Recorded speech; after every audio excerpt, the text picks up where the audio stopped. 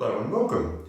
I want to give a shout out to Mick Cullen and his Rotary Wing Show, an excellent source of stories from our helicopter brethren. One such story is from ex-British Army helicopter pilot Clive Richardson. Picture this: you are piloting an Apache helicopter at night over Helmand province in Afghanistan when the pilot in the lead Apache fires off magnesium flares, one of which punches through your window and into your visor. Let's hear that story from Clive. Yeah, okay, so basically we were going out, we were going to go and do a deliberate operation. We were going to escort quite a few helicopters, lots of troops, to go and saturate an area. So I think we had like 3 or 4 Merlins, sort of fortunate loads, and there was going to be 4 Apaches as well. We were going to go in at night, we were going to give overwatch while they dropped all their troops off, and then went back to Bastion. And then what we were going to do is leave 2 Apaches on station, and then everybody else go back to Bastion, refuel or whatever, and wait for a day extraction. So it was one of those nights where you don't go to bed because there's lots and lots of planning, and then you have orders, and then that just go on forever. But we kind of always know kind of more or less what's going on. But the support helicopters are umming and ahhing about where the landing point should be and all of this sort of stuff, and it just goes on, and you're sitting in the background sort of drinking coffee, trying to stay awake. We get going at sort of 3 a.m. in the morning, so we all lift and everybody goes, and sure enough, as eggs are eggs, they go to the wrong location. They miss the landing point and they go over the other side of a canal, and they drop half of the troops on one side of like a canal or wadi, and a load of troops on the other side. And it's no matter what we can do, nobody's on the right frequency and all this sort of stuff. And so it kind of delays everything. So just said that what we're going to have to do is the guys that are dropped on the wrong side, they're just going to have to swim across a wadi, and then they're going to get on with it. And we're talking large numbers of troops here. So we leave 2 Apaches on station. Everybody goes back, and there's myself and another Apache. He's the air mission commander for the whole thing, and he goes back and gets refuel, and I'm his number 2 aircraft. I'm the squadron helicopter instructor in the situation for the Apache force. So I've got quite a bit of experience on Apache by now, and I've got a brand new front seater who's a captain, lovely guy, very, very capable, but over the watchful eye of the squadron instructor flying in the back. So I'm back seating. So the luxury of being a squadron QHI is like one day I'll be in the front, and then another day I'll be in the back. So I get to do kind of a bit of everything, but it does mess with your head because there's so much to think about when you're in the front. So I'm very much in the capacity seat here. So we go back and we get a refuel, and we're sitting with the hoses in, and we're just going to sit there. So the Apaches that we had some RSEFs, which are basically extended range fuel tanks, and we dropped some of the missiles off the extended range, and so they can stay airborne for 3 hours. We drop them off. We're airborne initially at 3 a.m. and we're going to do a relief in place at about 5:30 for the other 2 Apaches to come back and get fuel, and we'll go and take over the overwatch. So that's exactly the kind of MO that we're looking at. But what we've worked out is that the guys on the ground, the Taliban, know that the Apaches have got about 3 hours of fuel. So after about 2 hours 30, everybody gets ready and everything goes kinetic very quickly. We know that this might happen, because there's a bit of a confusion with where the troops are.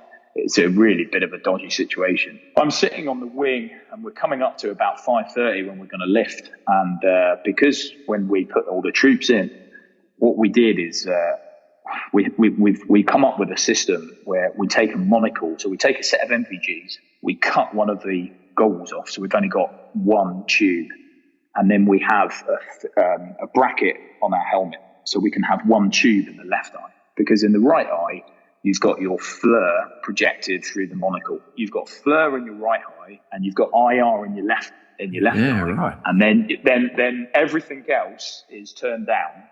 So much so that even if your lip lights are on, you'll attract bullets. You've got to keep everything as minimal as possible. And the reason why we've got the monocle as well is that we have a laser pointer. So we've got the SF, and we need to designate targets, and they're all obviously on MVG. We can use the laser pointer, and point to point bits on the ground where we found enemy sort of enclaves and stuff. The only problem with this is, in order to fit this monocle, you've got to take your visor off because it's got a bracket on the helmet. So I'm sitting there and it's getting close to 5:30 and I'm thinking, well, hang on, the sun's coming up at 6 and we've got 3 hours worth of gas. It's going to take me about 15, 18 minutes to get to the target area. When I'm actually on station, I'm actually only going to need this goggle for about 15 minutes. So I was like, nah, this is no good. So I called the safety equipment section guy over, took my helmet off, and they've got some tools and everything. I said, take the bracket off, put my visor back on. So he's like, are you sure, sir? It's dark. I was like, just do it like this, right? So we put the visor on, and off we went. And so can I just check then, Clive? So with those helmets, you have the clear visor and the dark visor? Correct. Yeah. So you've got a clear visor, a dark visor, and then you've got one of the hard shields to protect it. But in order to put the bracket on for the monogoggle, what we do is we take the hard shield off, undo both of the visors, so you have nothing. Gotcha. Yep. And then just stick it on. So basically, they put all my visors back on my helmet. So off we go back, we do the relief in place. But just to we stayed out of the way quite high level while the other two Apaches went back for refuel. Sure enough, as we did that, everything went very kinetic. It all went pretty sideways very, very quickly. We got into the fight about what we were needed to be done. Anyway, the command said, look, we're not actually achieving anything because they've all been dropped off in the wrong place and people are getting shot up quite badly. So get the Chinooks in here, like now. Let's extract everybody. So they pulled the Chinooks in. That took a while. One of the Chinooks got quite badly shot up. Managed to, but like a Chinook, it's going to keep going, and luckily it did. But he had a bit of a problem.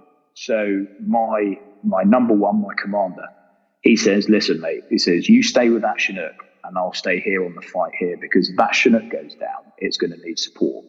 And I want you with that Chinook. So I was like, yeah, no problem. So I went back to Bastion with this Chinook, sort of just like looking after it. By that time, they'd extracted all the blokes off the ground and everybody was catching up and this Chinook was going a little bit slower, whatever. And I was sitting on its in its sort of 7, 8 o'clock at about 200 meters. And anyway, my air mission commander comes on. He said, right, that's us all off station. Everybody's safe. We're all going back home. He goes, I'm going to come past you. I'll take the lead and I'll lead, the patrol back. And you just stay on station with the Chinooks. I'm like, yeah, okay, no problem. So now everything's, the sun's up, everything's all pretty slow. And the guy in the front is like not doing anything. And he's like, oh, Clive, can I fly? I was like, yeah. He goes, because they don't get a lot of flying in the front, and they're young pilots, they need hands on. So he put his cyclic stick up. I don't know if you're aware, but the cyclic stick in the front of an Apache actually folds down. So you've got like a little trigger that you can pull the trigger and it lifts up and then locks into position. So it comes up in between your legs so you can then fly conventionally. So when it's folded away, can you still, like if you had to fly it like that, could you? Yes, you can do. So, but you'd have to reach further down. It probably sits about a foot off the floor. I'm just thinking in a hurry. If it's more important to control the aircraft, then you can do that exactly. So I said, yeah, no problem. You have control. So I'm sitting there, and we go back, and the sun's coming up, and we're flying back into sun. So I was like, oh, blimey. So I click my dark visor down. As I click my dark visor down, my number one comes past on the left-hand side, and I look left, and he has a flare declaration. So we arm all our aircraft, and we've got, chaff and flare and all this, and it's got laser warning receivers on the aircraft. So if it thinks that a missile is being launched at it, it will then fire out the pattern of flares and chaff to try and defeat the missile. And it's extremely fast. It doesn't give you a warning, it just happens. Something happened on the ground. I don't know what it is. Maybe somebody doing some welding or whatever. A very bright light. Maybe it won't be the sun, but maybe even the reflection from the sun of glass or something. Sometimes people have said that can. So we never know what it was. And his flares went off. Mine didn't. And as I look to the left, the flares are positioned on the Apache that you have some that shoot forward and some that shoot sort of outwards and downwards to the side. And the ones that shoot forward, because you've obviously got the airspeed to contend with, they're weighted. So you've basically got a weight a little bit smaller than like an AirPod case that weighs like, it's very heavy and it's like lead. And then you have magnesium attached to it. And so when it fires, the weight goes out and the magnesium burns forward towards the weight as the flare is going forward. This flare goes out, and I see the flare staying in the same position as the windscreen. And what do they always teach you at flight school? If it's staying in the same position as the windscreen, you're going to hit it. About 3 seconds later, it went straight through the window, straight into my face. It hit the window, and bearing in mind that you've got 2 RTM 322 engines going max chap. I've got CEPs in my ears with my ear cuffs and my helmet, and it made like the biggest bang you can ever imagine. Now, I'm pretty impressed with this. It gets through the window, because I've got to imagine that, you know, the Apache windows are built to take a bit of damage. Yeah, but unfortunately, let me tell you one thing. Everything in that is bulletproof, apart from the plastic windows protecting the pink squashy things. So they're not bulletproof glass. They're in between the front cockpit and the back cockpit. There's a piece of glass that is bulletproof. And it is so thick and so strong, it actually acts as the roll cage if the cockpit was to roll over. Like we always used to joke, it's so you can't shoot the front seater in the head. But hey, you know, terrible, isn't it? But so anyway, it hit me in the face. My initial reaction, as anybody would be, is to try and move away from it. As I did so, at the same time it hit me in the face, I hit my head off the right-hand side window. And as I did so, we have the Mic-Tel cord to plug in for your communication is positioned down on the left-hand side, just down by your hip. And also the power to the helmet that controls the ability to move the gun and whatever. Both of these unplug, because you don't want too much cable because it will get in the way, so it's just about the right amount. So you're off ICS at this point. So I'm completely off ICS. So my front seater, my young front seater, hears this almighty bang and thinks that he's had an engine failure. Now, the only way the front seater can see the back seater is in the top left-hand side. There's a small mirror that's pointing backwards, a little round mirror. And he recalls, he looked into the mirror and he just saw the whole cockpit fill up with like yellowy green smoke instantly. So he's sitting there going, Clive, are you all right? Like this, right? So he's thinking, what am I going to do? Because we're over Helmand Province, right over the green zone. And it's like, right, I'm going to have to land. And he's like, no, that's a terrible idea. I can't land. Like, you know, what am I going to do? So he's sort of going through these sort of things. What could he do to help? What's going on? He can't talk to me. He doesn't know what's happened. Meanwhile, in the back, what's happened is the smoke filled up in the cockpit so quickly. But I don't know if you've ever done Dunker training when you go into the escape trainer. And as it goes down into the water line comes up to meet you and everybody holds their breath. Well, the smoke was so thick, it was like that water line. And my training just thought, hold your breath. Just don't breathe that stuff in because that's going to be really bad. So I just quickly took a real sharp intake of breath. And then that was it. I couldn't see anything. And in my immediate reaction was to put my right hand forward. There's the grab handle to open the door. And I went to grab the handle to jump out because I was on fire, and your immediate reaction is jump out, you know, like get out of this aircraft. It's on fire, you know. But something, I mean, this was a snap second thing. Something inside of me is like, yeah, I'm at 2,500 feet. That's probably not going to end so well. So it's like, I'm going to have to sit here and burn. Meanwhile, inside all this thick black smoke, I could see this flare, this magnesium flare, like burning. And it dropped into my nav bag, which is down on my right-hand side. And my nav bag is got 150 rounds of 5.56 ammunition. It's also got my personal weapon and the whole load of 9mm ammunition. Well, this magnesium flare burning at 2,000 degrees, it's not going to take long until that ammunition starts cooking off. And then I've got a load of bullets flying around the cockpit. I quickly grab the bag, try not to obviously touch this flare, and shake it out. And as I do so, it bounces into my lap. But obviously I can't hit it. It then bounces off my lap, goes down the side of my right leg, burns all my clothing down the right side of my right leg, hits my boot, burns all my boot, and then I try to stamp it out with my boot. By this time, the flare actually burns out. The danger at this point for me is kind of over. Nothing else is on fire, but it's thick smoke, and I'm still holding my breath. So I was like, I've got to get this door open. But like, we're going along at 140 knots. If I open this door, it's going to get ripped off and go straight through the main rotor blade. So I get hold of the handle and I very, very gently crack the door just to get a bit of fresh air in. Because there's no, like, it's just the one door. There's no, like, pucker levers or...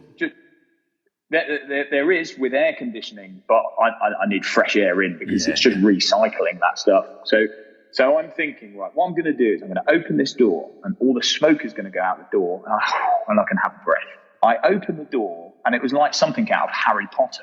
All the smoke, like a ghost, just went straight out of the hole that it came in. Because of the overpressure, it just got sucked through the hole on the left side that was made by the flare. It was just the weirdest thing. I was like, none of it went out the door. So anyway, I opened the door enough. I was like, right, I can get a breath of fresh air. I closed the door and then I plugged myself back in. And I said to Phil in the front, I was like, all right, mate. And he was like, oh my God, what's just happened? So I was like, discuss what had happened.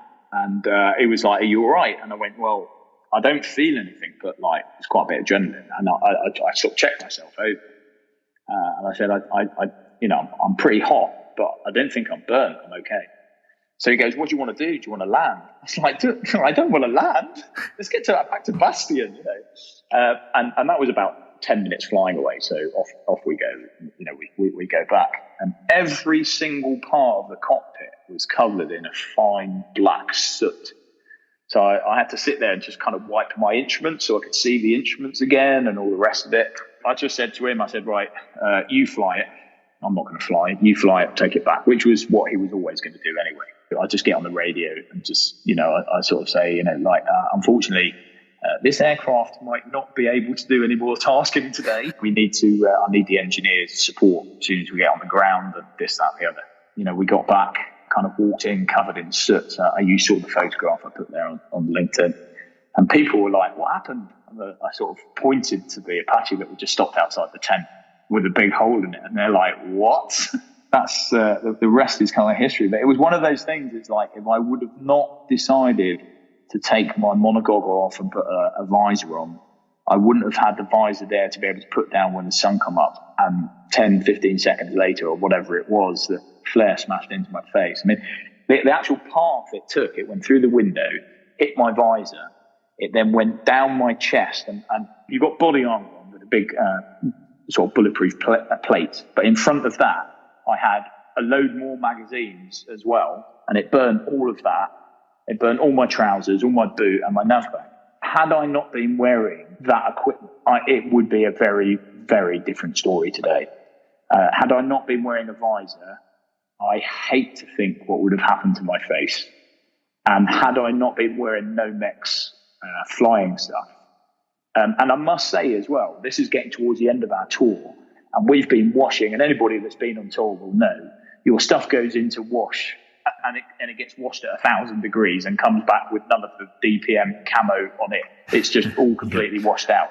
And like, full of cotton fibers and everything else from and you think, well, this isn't fireproof anymore. But hey, it protected me. There was burns on it, but it's like flash protection. So, it did what it needed to do. Was I wearing like an undergarment that you're meant to? No. Would that have helped? Definitely, but I was lucky because the flare with gravity just kept falling down onto the ground. But it actually burned through the whole of the floor of the Apache. And one of the guys, I didn't actually know him. I can't remember him. But he commented on my LinkedIn post, and he had photographs, and he was in charge of replacing the floor, and he had some pictures of the damage it done to the floor as well. Was it damage to the visor?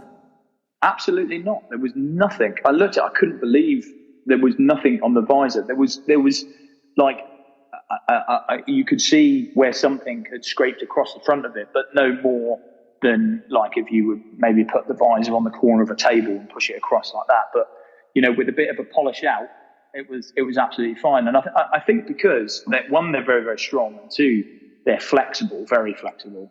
And with also the angle that it came in at as well, because it wasn't directly straight at you. It comes in at a, like 45-degree angle. So all of those sort of things help. What was the view from the other Apache? What did they see? Well, they saw the flare. They saw the flare go off towards the Apache, and they were obviously worried that something could be launched at them at the time.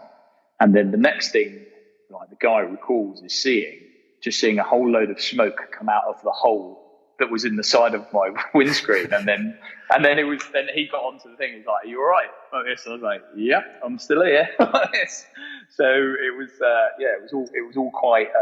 It was one of those, and it happened so many times. It's one of those 1 in a million things. This will never ever happen, and it did.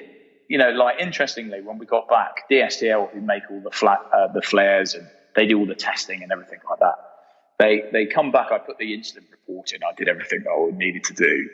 The first thing they said, right, send us all your clothing because we want to examine it. And I was like, yeah, but if I send you all my clothing, I have only got now one set of flying kit. So no, I'm keeping it. So I kept it, and even with holes in the legs and stuff like that, I carried on flying with it because I had no other equipment to sort of exchange it with, and it still works. So what could I do?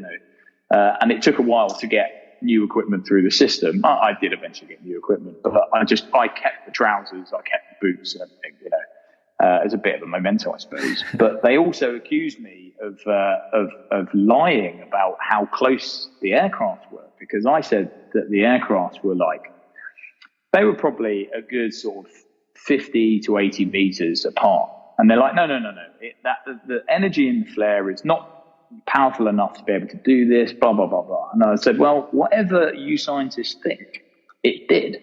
So we had this big argument, and they basically accused us of being too close in formation.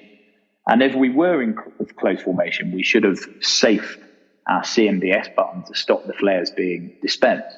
Yep. But I've got to say, I mean, if that's everything that you sit there by the book, that's what you need to do. And as a helicopter pilot, there are some things that you do forget, and the heat of what's going on, that just falls down the list because there's lots of other things that are happening. So yes, they could be correct in that. But a couple of weeks after that, I went out with one of the Chinook crews who have got exactly the same makeup of flares that we've got. And I said, do us a favor. When we're going along, I'm going to film it, and I want you to just let off a couple of flares. And I filmed them letting off the forward firing flares. And they went about 300 meters in front of the aircraft. And I sent it back to DSTL. And I went, there you go. That's the energy in the flares. And they were like, they're not meant to go that far forward. So something could happen, but they rectified whatever it was. But initially, it was amazing that all the people sitting there in armchairs just wanted to point fingers at you and say, "Oh, you made a mistake. You did something wrong." It's this sort of thing. So it's crazy pilots again causing the problems. Yeah, of course. Well, I mean, it's what you do. Yeah. One of the downsides of it is that when you're in the Apache, you have this thing just above the instrument cowling, and it's called the boresight reticle, and it basically looks like a little telescope. And what you do is when you first power up the aircraft is you look down there as a little crosshead, and you basically take a picture, and the aircraft takes a position of where your head is, and using the sensors of the helmet, it knows where you're looking, so it can follow the gun and this, that, and the other. On that boresight reticle, I'd screwed a GoPro, and I'd taken a video of myself and some pictures of myself, because pilots are just egocentric, aren't they? You know what I mean? So anyway, this happened, and I was like, I've got it on video. This is amazing. I've got a GoPro video of this happening. So I quickly got back, plugged it in, and my battery had gone flat 10 minutes before. And I was like, no. So to this day, there's loads of people that knew that I had a GoPro on there who are convinced that I've got a video of it. But I'm going to have to fess up that, unfortunately, my battery admin is rubbish and I never did get a video of it. Thank you for watching. If you've liked what you've seen and heard, hit the like button. Do subscribe and hit the notify bell to promote the channel. Thank you.